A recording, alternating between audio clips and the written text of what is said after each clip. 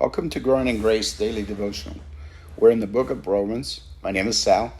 I'll be sharing Romans 4, verses 1 and 3, as it testifies that Abraham was not justified by works, but declared righteous through faith. So let's read. Abraham was, humanly speaking, the founder of a Jewish nation. What did he discover about being made right with God? If his good deeds made him acceptable to God, he would have had something to boast about. But that was not God's way. For the scriptures tell us Abraham believed God, and God counted him as righteous because of his faith. In building on the thought begun in Romans 3:31, Paul asks the question, well then, if we have emphasized faith, does this mean that we can forget about the law? Of course not. In fact, only when we have faith do we truly fulfill the law. Paul here is using a question to drive a point home. He is saying in essence, if anyone could boast of making himself acceptable to God in the flesh, it would have been Abraham. In answering that question, Paul looks at Abraham, who was the most esteemed man among Jewish people of his day, even greater than the George Washington of the American people.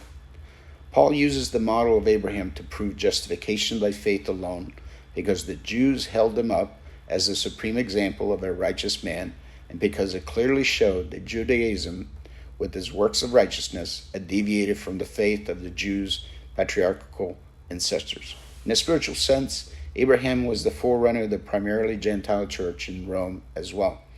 If anyone could be justified by works, they would have something to boast about. Nevertheless, such boasting is nothing before God, because even if works could justify a man, he would in some way still fall short of the glory of God, as illustrated in Romans 3:23. So Abraham did show the world of his great faith by his outward circumcision. Christians make an outward show of their decision to follow Jesus by being baptized. So the truth is justification takes place in the heart. Faith takes place in the inner man. Faith pleases God. When we believe in our hearts and confess with our mouth the Lord Jesus, we are justified by the washing of his blood.